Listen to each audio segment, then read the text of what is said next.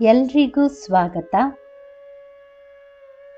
ಸ್ನಾನ ಮಾಡುವ ನೀರಿಗೆ ಈ ವಸ್ತುಗಳನ್ನು ಬೆರೆಸಿ ಸ್ನಾನ ಮಾಡುವುದರಿಂದ ನಮ್ಮೆಲ್ಲ ಗ್ರಹ ದೋಷಗಳು, ಆರೋಗ್ಯದ ಸಮಸ್ಯೆಗಳು ಮತ್ತು ಬಡತನವನ್ನು ತರುವ ದೋಷಗಳು ದೂರವಾಗುತ್ತವೆ ಎಂದು ಶಾಸ್ತ್ರಗಳಲ್ಲಿ ಹೇಳಲಾಗಿದೆ. ಯಾವ ವಸ್ತುವನ್ನು ಸ್ನಾನ ಮಾಡುವ ನೀರಿಗೆ ಬೆರೆಸಿ ಸ್ನಾನ ಮಾಡಬೇಕು, ಇದರ ಪ್ರಯೋಜನಗಳೇನು ಎನ್ನುವುದನ್ನು ತಿಳಿದುಕೊಳ್ಳೋಣ ಬನ್ನಿ.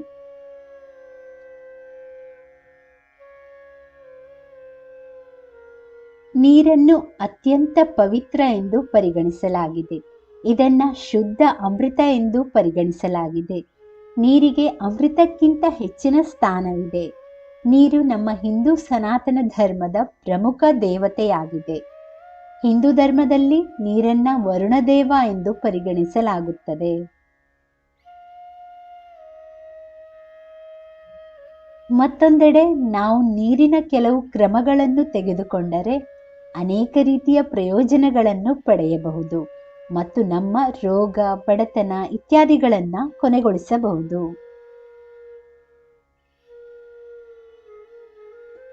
ಹಾಗಾದರೆ ಸ್ನಾನ ಮಾಡುವ ನೀರಿನಲ್ಲಿ ಅಂತಹದ್ದೇನಿದೆ?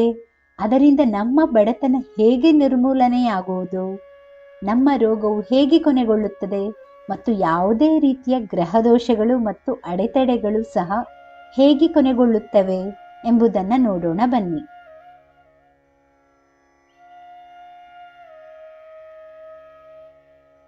ಒಂದು, ಇಂಗು.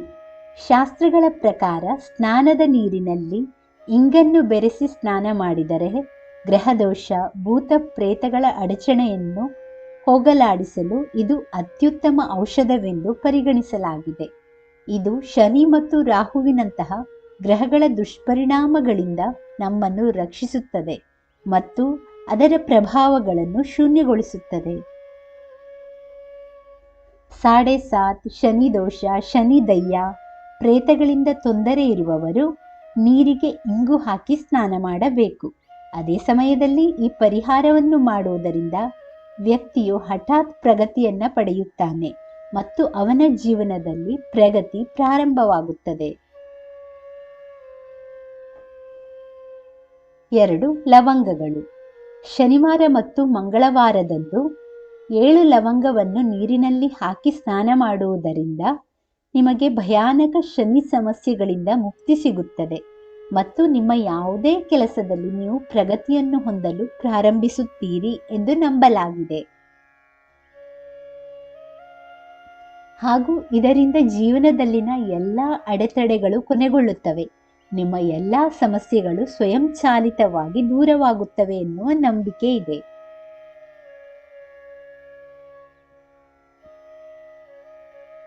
3, ತುಳಸಿ. ತುಳಸಿ ಹಿಂದೂ ಧರ್ಮದ ಪವಿತ್ರ ದೇವತೆ, ಭಗವಾನ್ ಸಾಲಿಗ್ರಾಮನ ಮಡದಿ. ತುಳಸಿಯು ಹಿಂದೂ ಧರ್ಮದಲ್ಲಿ ತಾಯಿಯ ಸ್ಥಾನವನ್ನು ಹೊಂದಿದ್ದಾಳೆ. ಹೀಗೆ ಶುದ್ಧ ಮನಸ್ಸಿನಿಂದ ಸಂಪತ್ತನ್ನು ಹಾರೈಸಿ ಸ್ನಾನದ ನೀರಿಗೆ 5 ತುಳಸಿ ಎಲೆಗಳನ್ನು ಹಾಕಿ ಸ್ನಾನ ಮಾಡಿದರೆ ದಿಢೀರ್ ಐಶ್ವರ್ಯ ಪ್ರಾಪ್ತಿಯಾಗುತ್ತದೆ ಎನ್ನುವ ನಂಬಿಕೆಯೂ ಇದೆ. 4, ಅರಿಶಿನ. ಅರಿಶಿಣವನ್ನು ಕೇವಲ ಅಡುಗೆ ಮಾಡಲು ಮಾತ್ರವಲ್ಲ, ದೇವರ ಪೂಜೆಗೆ, ಗ್ರಹದೋಷಗಳ ನಿವಾರಣೆಗೂ ಬಳಸಲಾಗುತ್ತದೆ. ಅರಿಶಿಣವನ್ನು ಸ್ನಾನ ಮಾಡುವ ನೀರಿಗೆ ಬೆರೆಸಿ ಸ್ನಾನ ಮಾಡುವುದರಿಂದ ಭಗವಾನ್ ವಿಷ್ಣುವಿನ ಕೃಪೆಯು ಪ್ರಾಪ್ತಿಯಾಗುತ್ತದೆ ಹಾಗೂ ಎಲ್ಲ ರೀತಿಯ ನಕಾರಾತ್ಮಕ ಕಂಪನಗಳು ನಮ್ಮಿಂದ ದೂರವಾಗುತ್ತದೆ ಎನ್ನುವ ನಂಬಿಕೆ ಇದೆ. ಸ್ನಾನ ಮಾಡುವ ನೀರಿಗೆ ಈ ಮೇಲಿನ ವಸ್ತುಗಳನ್ನು ಬೆರೆಸಿ ಸ್ನಾನ ಮಾಡುವುದರಿಂದ ಗ್ರಹದೋಷಗಳಿಂದ ಮುಕ್ತಿ ಕಾಣಬಹುದು. ನಿಮ್ಮಲ್ಲಿಯೂ ಕೂಡ ಈ ಸಮಸ್ಯೆಗಳಿದ್ದರೆ ಈ ಪರಿಹಾರ ಕ್ರಮಗಳನ್ನು ಪ್ರಯತ್ನಿಸಿ ನೋಡಬಹುದು.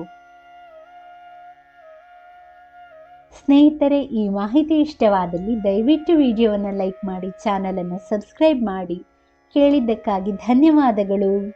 Thank you for watching. Please like, share and subscribe to Ayushvani.